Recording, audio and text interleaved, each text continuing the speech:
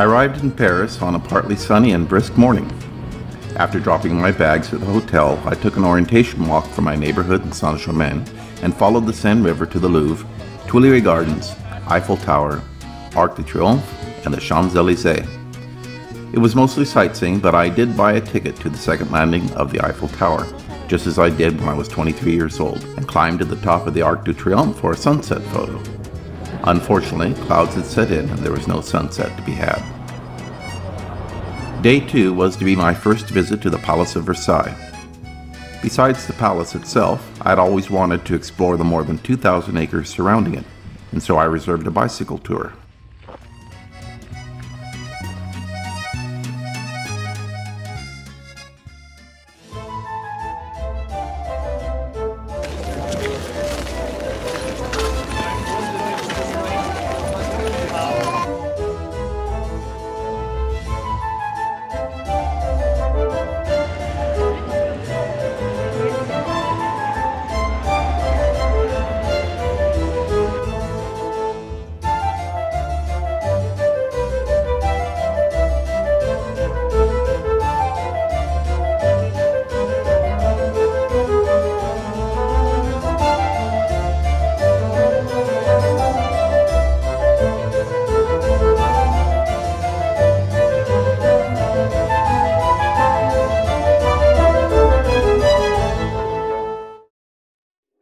The most visited museum in the world is the Louvre. It was a good day for a museum tour because Paris weather had deteriorated to steady showers. I beat most of the crowds by getting an early morning entrance for a tour of all of its greatest hits. The Louvre can be overwhelming at times and deserves several days of leisurely viewing. Unfortunately, I didn't have that sort of flexibility in my 4-day stay.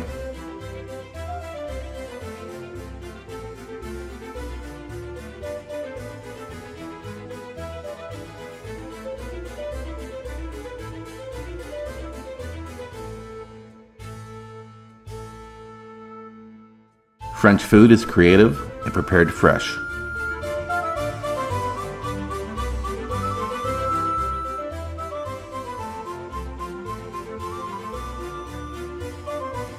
One evening I splurged and had a wonderful meal of escargot, grilled shrimp, and in typical French fashion, an end-of-meal cheese course.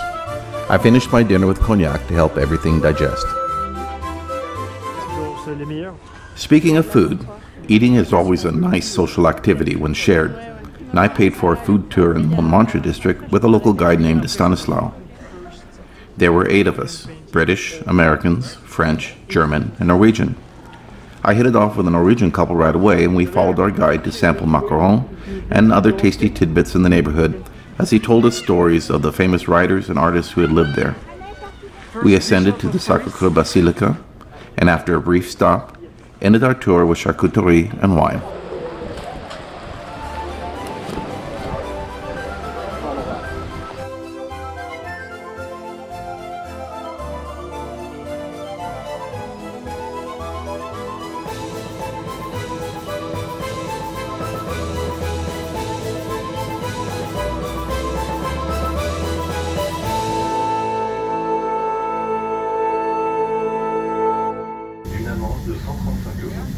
Customers are reminded that face masks covering their mouth and nose must be worn full.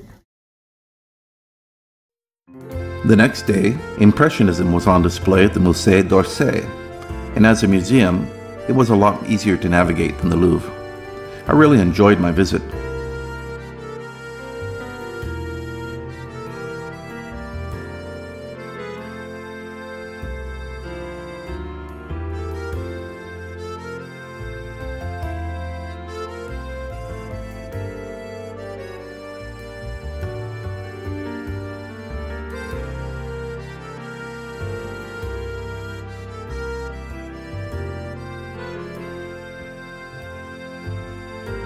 It had been another cold, drizzly day when I arrived for my usual early morning beat the crowd's entrance. I noticed a familiar figure about to enter, and despite his wearing a mask, I recognized Rick Steves, whose PBS travel shows are legend. I greeted him, introduced myself, and we took a selfie. I met him again inside the museum, and we had a more relaxed conversation, about travel mostly.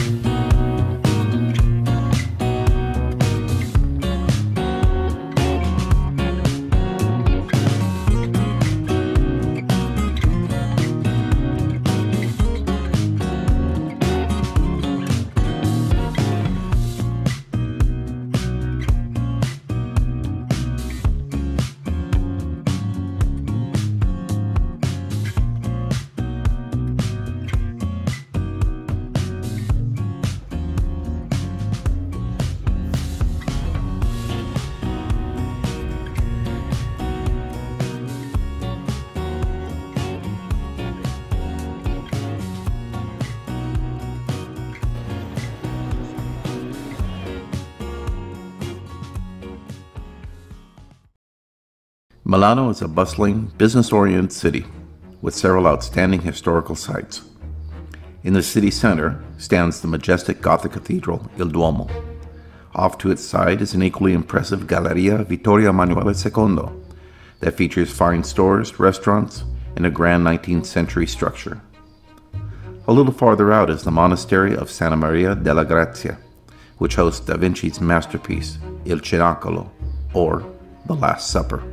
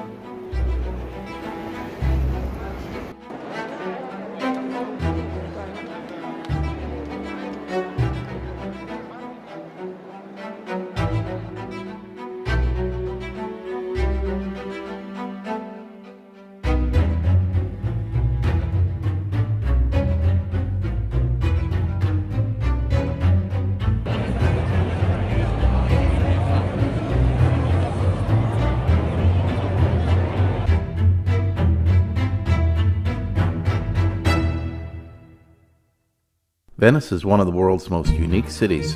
It was built on 118 small islands in a lagoon, separated by canals and crisscrossed by winding streets and alleyways. Every neighborhood has its own church and street plan, and finding one's way home at night, even with Google Streets, is often quite a challenge.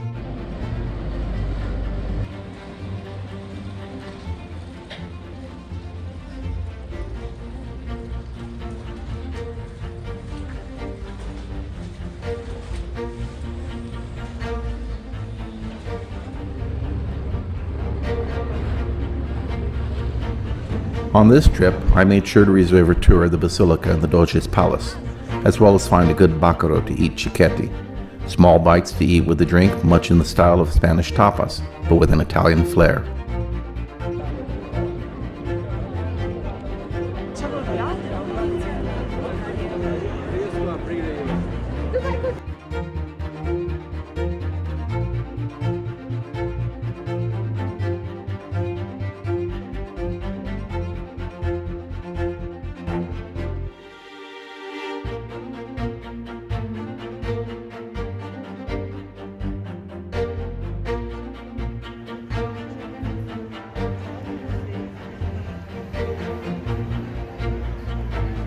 The Basilica San Marco is a mixture of Byzantine, Renaissance, and Romanesque architecture.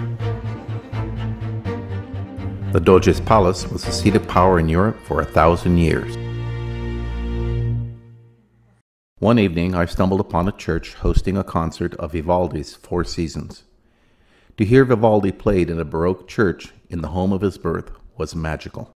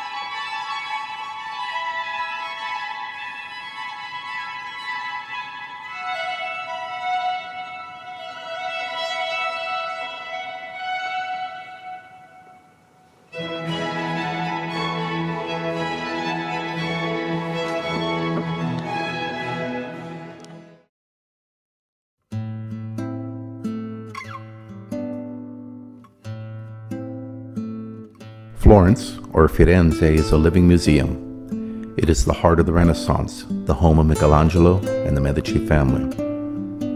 I missed the Uffizi Gallery and Michelangelo's David during my last trip. I would make no such mistake this time. My 2-day visit would also include the Boboli Gardens, Palazzo Vecchio, and another concert.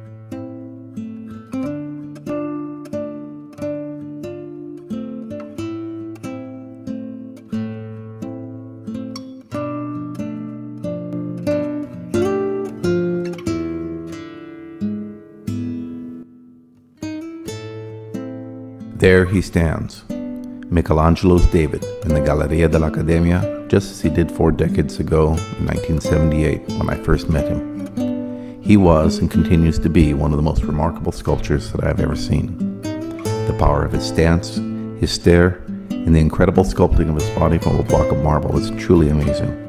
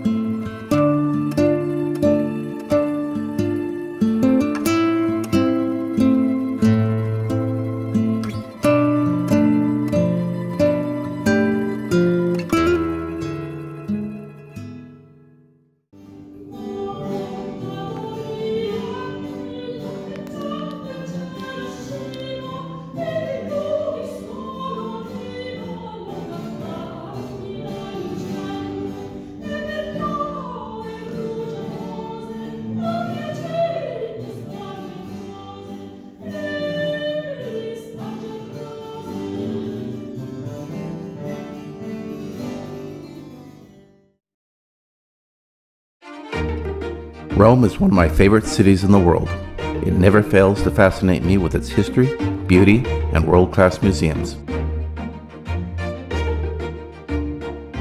On this trip, my friend and colleague Andres joined me for 2 days and we explored the city together.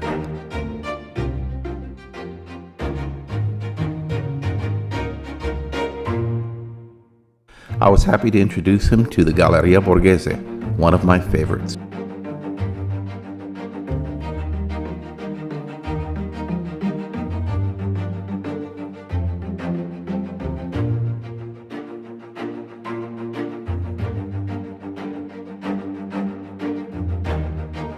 This trip I took an e-bike tour and explored the Appian Way and the catacombs, interesting parks and areas that only locals frequent.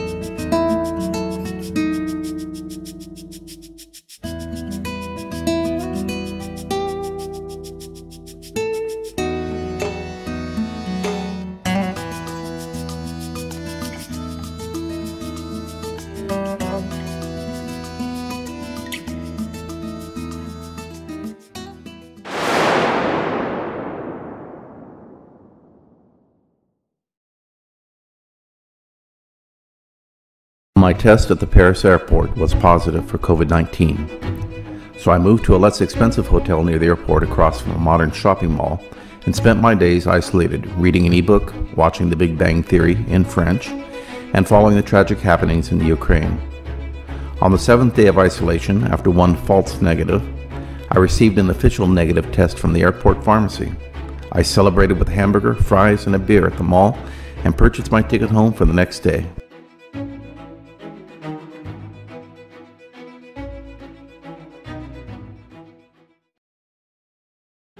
I have always maintained that the art of travel includes appreciating every moment, whether it exalts you or humbles you.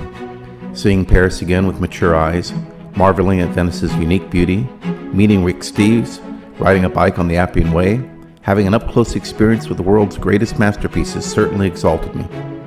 The inclement weather and the extra expense and stress of contracting COVID-19 humbled me as well. However, I celebrate my good fortune to be able to travel and will continue to appreciate all that the experience of travel brings me.